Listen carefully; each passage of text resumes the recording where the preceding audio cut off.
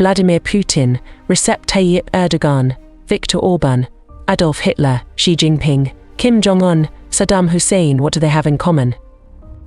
All of these authoritarians have reportedly drawn praise from former US President and now GOP presidential nominee Donald Trump, who has promised Americans that he, too, will be a dictator on day one of his time in office.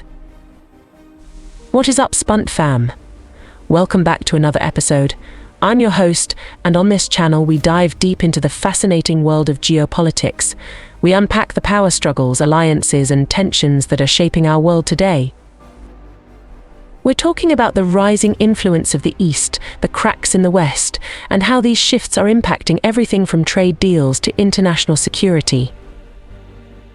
So, buckle up, because we're about to go on a geopolitical adventure.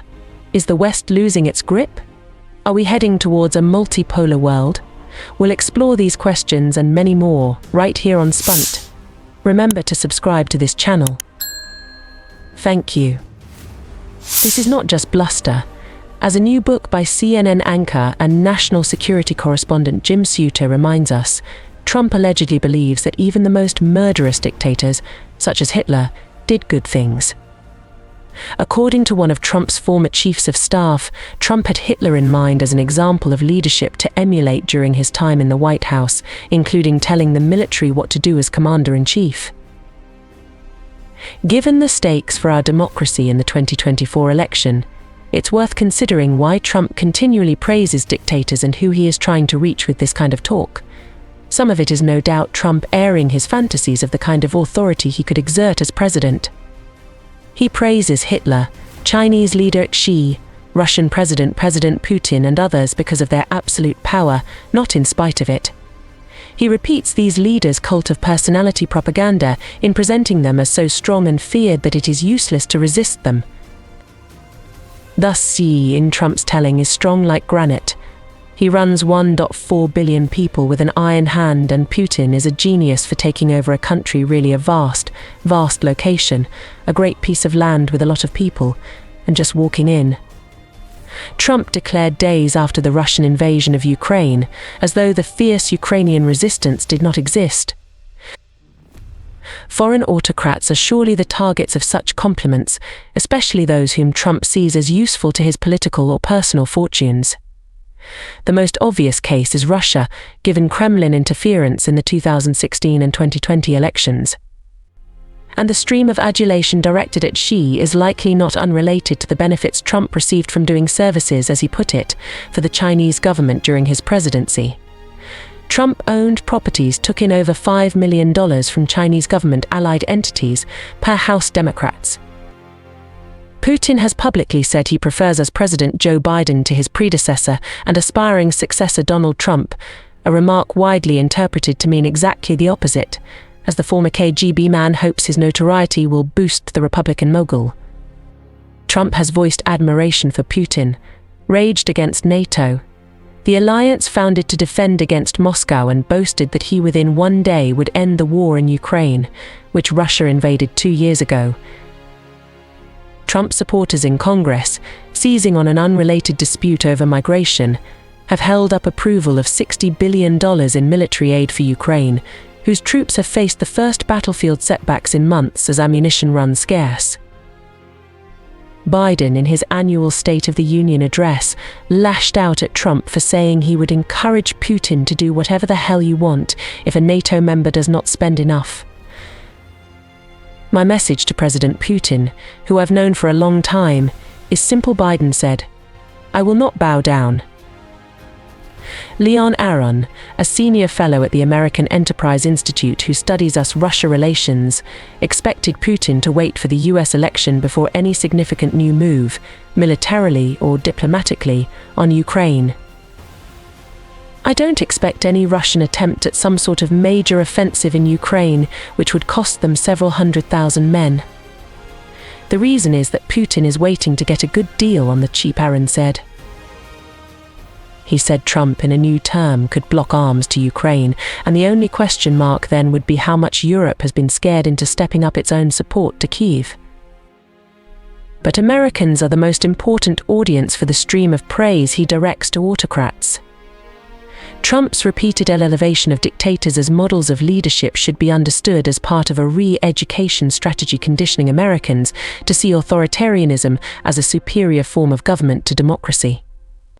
That is likely why he is explicitly making strongman rule his brand, telling Americans it is in their interest to allow him to save them from the supposed chaos and crime of democracy and give them an orderly authoritarian world under his control.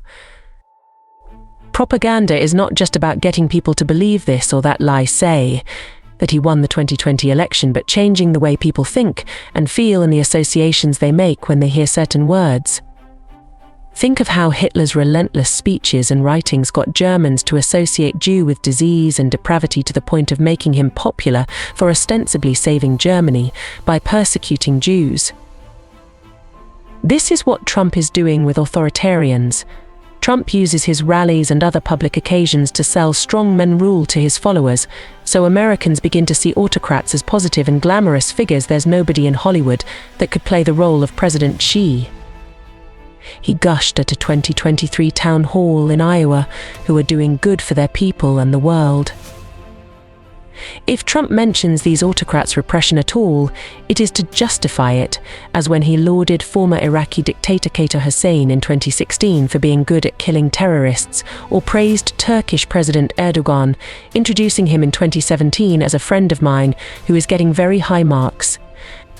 For governing very, very strongly at the time of this remark, Turkey was in a state of emergency, including the arrests of over 47,000 Turks, many of them civilians, as part of a government crackdown after the 2016 military coup against him.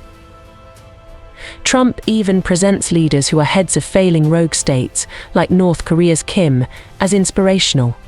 "We fell in love," said Trump of his relationship with Kim, whose state has reportedly earned 50% of its income from cybercrime in recent years. In one of his most widely criticized moments as president, Trump, appearing awestruck at a meeting in Helsinki, took at face value Putin's denial of US intelligence findings that Russia interfered in the 2016 election to back Trump over Hillary Clinton. Fiona Hill, a former White House advisor who has said she was so alarmed by the news conference that she considered faking a medical emergency to stop it, said Trump saw Putin as an iconic figure. He's somebody who's able to get his way, and he looks like the ultimate strongman. Hill, who testified in Trump's first impeachment, told a recent conference of conservatives opposed to Trump. But Hill acknowledged that Trump did not block many measures against Russia. She said his psychology was more that he did not want to feel humiliated in person by a peer. Asked about the recent death in prison of Russian opposition leader Alexei Navalny, which Trump has made light of, Hill said that Trump's reaction if Navalny had died during his administration would depend if it reflected on him or not. If somebody had actually said that this was a sign of American weakness, that we couldn't keep Navalny safe, she said, that would have changed Trump's perception. It's just as capricious as that, I'm afraid.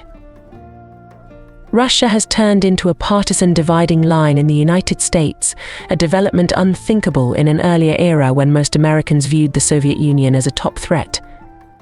Some conservatives have embraced Putin as a guardian of what they see as traditional Christian values, including opposing LGBTQ rights. Tucker Carlson, a talk show host close to Trump, in February interviewed Putin and showed viewers a Moscow subway station which he said was nicer than anything in our country, with no graffiti or foul smells.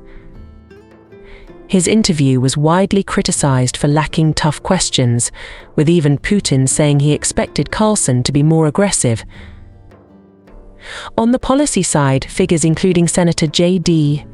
Vance and Trump-era Pentagon official Elbridge Colby have argued that Russia and Ukraine are a distraction from a greater threat from China.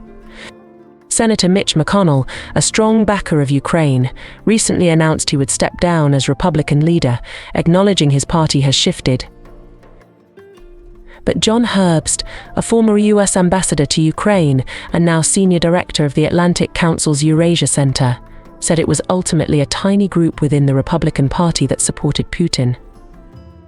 He noted that Trump approved Javelin anti-tank missiles to Ukraine, a step resisted by his predecessor Barack Obama, and that Trump has not explicitly opposed new aid to Kyiv. There is some difference between things Trump has said and things his most fervent acolytes have said, so the Russians could be disappointed were Trump to win. Herbs said. American voters should take Trump's enthusiasm for autocrats seriously. He is previewing the kind of leadership he will pursue if he returns to the White House and doing his best to re-educate Americans to tolerate or worse, even desire an approach to governance that, wherever it has unfolded, has created despair and division and often placed nations on a path to destruction, as with Germany under Hitler's guide. Wherever they fall on the political spectrum, autocrats are united in their disregard for human rights and human dignity and their attempt to persuade people that it is in their interests to support governments that take their rights away. This seems to be Trump's project as well. The former president may be telling us that he will only be a dictator for one day, but no authoritarian has ever relinquished power once he gains it, and the strongmen he exalts have all been in power for many years. We wrap up this analysis at this point. Did you like this video? Did we say what interests you? If so, we plead on you to share this video to other fellow enthusiasts like you. Alright folks, that's all for this episode. Let us know your thoughts in the comments below. What geopolitical stories are you most interested in? And don't forget to like this video and subscribe to the channel for more analysis and insights from the world of geopolitics. We'll see you next time. Until then, keep exploring, keep questioning, and stay spunted. From his private jet to the podium, a freewheeling speech by former President Donald Trump last night in Ohio. It began, as many Trump rallies do these days, with a song by the so-called January 6th prison choir. Please rise for the hard